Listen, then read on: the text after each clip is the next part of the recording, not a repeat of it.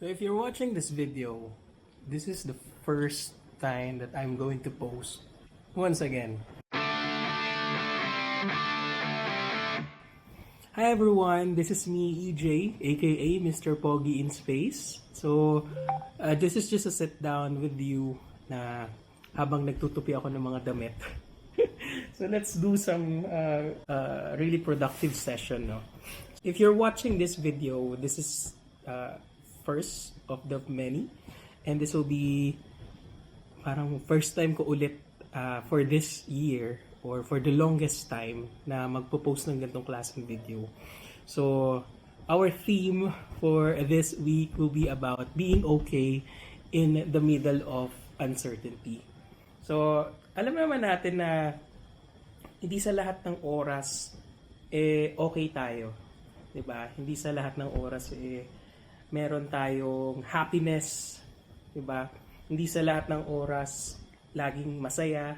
So there are downsides in life na pag may mga unexpected events, talagang ipo-pull down ka, 'di ba? Lately, parang may napanood akong video just to share with you. Sobrang life-changing siya for me kasi itong video na to, it talks about the frequencies of the universe, 'di ba? Or the frequencies of the space around us na hindi natin na-realize that the more we are trying to resist something, the more we are attracting it. So, yun yung idea. Now, for the longest time, or since last year, for the past few months, talaga naging heavy talaga yung life, no? And there are times na parang kine-question ko na am I still on the right path? Is this something that will be my life for the rest of the days or years to come? So, parang na-stuck ako dun sa phase na yun. I just cannot say right now, parang medyo fresh pa yun. No? Pero, ang bigat kasi niya, diba? Pag may mga bagay na mabibigat na dumadaan sa atin, akala natin, ito na yung magde-define sa atin. Ito na tayo. This is us already. But what we don't realize is that those events, those uncertainty or uncertain events in our lives could mean a transformation, a different scenario for us, na it will make us think na or appreciate life more. So ganun yung naiisip ko sa kanya. So when we talk about the frequencies, again, when we try to resist more, the more it becomes, the more it happens, the more it shows up. So when you try to be calm, diba? When you try to be okay in the middle of that uncertainty, or try to accept the things, kasi there are things that we cannot control. Diba? May mga bagay na hindi natin nakokontrol at iniisip natin kaya natin kontrolin, pero in reality, it's just bringing us down. Mas lalong na-attract natin yung idea na eto talaga ako, and so where am I getting into this? So out of the certainties, may mga instance sa buhay natin na akala natin ito talaga yung magde-define sa atin or ito talaga tayo. But we don't realize na this could be just a test. So test lang siya. Pwedeng talagang binigay lang to ni Lord because it must happen, but it doesn't define you. Kasi ganun lagi yung thinking ng tao na kapag merong event sa buhay nila and it's pulling them down, it defines their characters, diba? Tapos pag naisip nila na baka ito talaga ako, so hindi. Lately, naging kalmado ako na to the point, eto backstory na lang. The past few months, parang sobrang stressed ako. And I was thinking na sobrang irritable ako. Parang lahat kaaway ko. Even sa pag-drive, kaaway ko. Onting noise, kaaway ko. Na parang nakakairita, nakakainis lahat. But eto lang, as in recent lang, since napanood ko yung video ni Katie Clark, so share ko na lang, no, si Katie Clark. Sobrang na-appreciate ko yung video niya kasi it made me realize na I have to accept things, to let go of things, to welcome the new things. Again, I have to accept things, to let go of the things, to accept the new things. So, there will be no space. Sabi nga, di ba, you cannot fill a cup of water if it's already full. So, you have to empty the cup and fill it with another cup or another water, di ba? So, na-realize ko na hindi pala siya, yung pala yung ibig sabihin nun. As soon as I've accepted the fact na stress ako and I have to let go, parang dun nagkaroon ng onting movement. Even dun sa feeling ko, I have to accept the things, I have to live in the present moment just to stay calm in uncertainties. And those uncertainties will become easier when you try to accept things already. Let's say for example, nagda-drive ka. Na-drive ka sa Laguna. Alam naman natin na medyo traffic dyan at ayaw natin ng traffic. Habang nagda-drive ka, may sumingit na motor. Initial reaction would be, ano ba naman yan, nakakainis talaga yung mga motor na yan. O kaya e-bike, sumingit, no? May mga e-bike na yan, dapat talaga hindi kasama yan sa kalsada. Hindi talaga ano yan. But, when you stress that out, at hindi mo siya na-let go, dadalhin mo yung negative energy na yun, di ba? So, lately, ang ginagawa ko na is that when there is a stress comes, ang ginagawa ko, sinishift ko yung mindset ko. Hindi ko pinipilit, parang toxic positivity kasi yun eh. But sinishift ko yung mindset ko na, ay, sumingit yung motor, baka nagmamadali siguro, baka may emergency. So I try to shift in that kind of mindset na kapag ganun pala, na-realize ko lang, mas magaan yung feeling. And pag mas magaan yung feeling, yung na-accept mo yung situation na yun, parang hindi pala siya yung ang bigat lagi nung dala mo. Kasi, take note when you're bad trip, kasi ang sabi nga nila, it's just a bad day, not a bad life, di ba? Kasi pag dinala mo yung bad trip mo, all throughout the day, sunod-sunod siya. Pansinin niyo yun. Try to be more intentional with your life. Again, our topic today is being calm, even if it's uncertain, or being okay in the middle of uncertainty. Na-realize ko yun na, oo nga no, parang mas magaan siya. Pati yung wife ko, napansin niya kasi for the past few months na, sabi ang joke niya sa akin, parang daw ako matandang binata. So, irritable daw lagi, bakit daw ganon? Tapos, parang pero hindi ko matanggap yun. Na-realize ko, oo nga no, parang ako irritable. That's the fact of accepting things. Now, I have to make a move for it. For me to realize na may mali. Hindi dapat ganon. Ang ginawa ko, I shifted my mind na I have to be less irritable. Pero baka isipin niyo, baka pag in-accept ko yun, parang kawawa naman yung kung hindi ko ina-acknowledge. No, it's actually acknowledging. Ina-acknowledge mo yung part mo na yun. And you have to let go. Dapat gagawa mo siya ng paraan. Kasi pagka you hold on to it, baka dumating sa point na you've been carrying that stress for a long time na hindi naman siya talagang dapat na dinadala mo.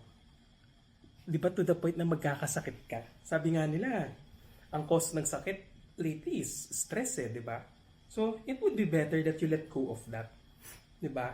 Huwag mo na siyang dalahin. Don't let it ruin your day. Sabihin natin sa work, it's okay to be mad or it's okay to be vocal on what you're feeling just to let it go. Kasi may mga instance na akala natin okay lang pagka pinahayaan na lang na mangyari na lang. Tapos nasa isip natin, wala ganun talaga. Pagka hinahayaan natin ng ganun, you become passive about it. Tendency, hindi mo ina-acknowledge. But my point is, you have to realize that it's important to acknowledge the thing, i-understand mo, then let it go. So let's say sa work, recently, I'm not sure if my my boss is going to watch this, no, but we had a little argument lang. Sa isip ko kasi, dati, it's okay not to speak up already. Kasi, syempre, boss, di ka pwede sumagot. And so, but, na-realize ko, parang, I cannot hold it anymore. Lalabas at lalabas din siya. Medyo naging emotional ako and I shared with my boss yung insights ko, yung frustration ko. So, ang outcome, naging mabuti siya kasi mas gumaan yung feeling ko. And iniisip ko, baka mali na burst out ako ng ganun. But it's your feelings and you have to be open. Na-realize ko lang na baka nga, sometimes you have to speak up for things to change. So, amazing lang talaga na for the uncertainties in life, you have to accept the fact first, understand, acknowledge, and then move on. Diba? So, na-realize ko na ganun pala dapat. Hindi dapat na pinapasantabi mo lang, parang inisip mo na, okay lang, ganun talaga eh.